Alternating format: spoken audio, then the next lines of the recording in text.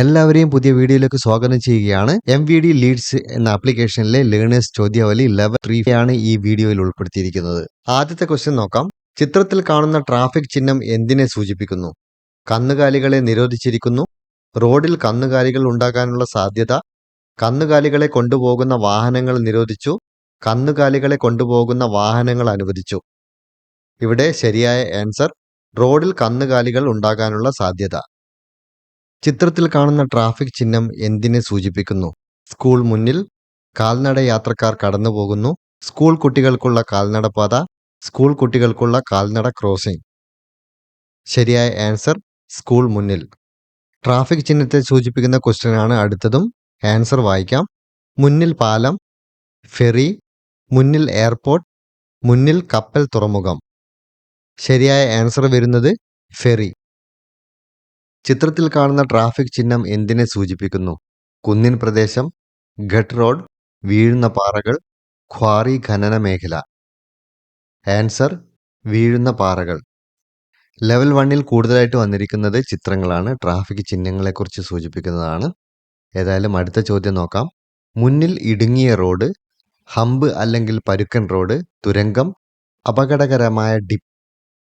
Answer വരുന്നത് അപകടകരമായ dip. Traffic ചിഹ്നം എന്തിനെയാണ് സൂചിപ്പിക്കുന്നതെന്ന് കണ്ടുപിടിക്കാം.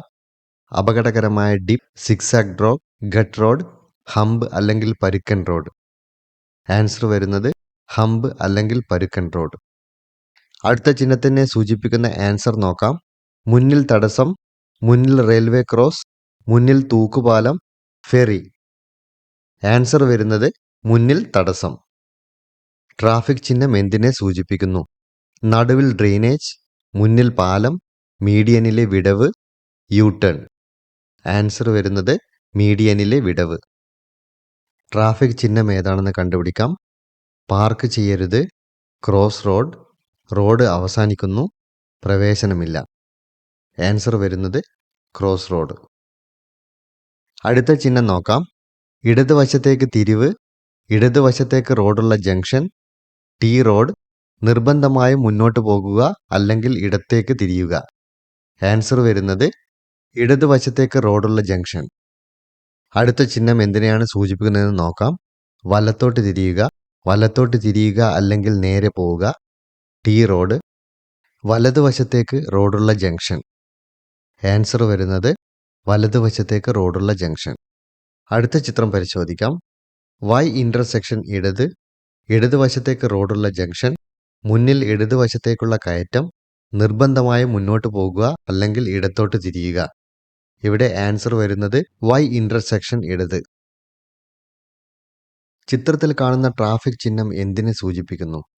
വലതുവശത്തേക്ക് റോഡുള്ള ജംഗ്ഷൻ, വൈ ഇന്റർസെക്ഷൻ വലത്, മുന്നിൽ വലതുവശത്തേക്കുള്ള കയറ്റം, നിർബന്ധമായും മുന്നോട്ട് പോകുക അല്ലെങ്കിൽ വലത്തോട്ട് തിരിയുക. ആൻസർ വരുന്നത് വൈ ഇന്റർസെക്ഷൻ വലത്. തെറ്റാൻ സാധ്യതയുള്ള ഒരു ചിഹ്നമാണ്. ഇവിടെ ആൻസർ പരിശോധിക്കാം. വലത് ഇടത് റോഡ് വിഭജിക്കുന്നു, മുന്നിൽ സ്റ്റാഗ്ഡ് ജംഗ്ഷൻ, ടി ഇന്റർസെക്ഷൻ, മുന്നിൽ ജംഗ്ഷൻ.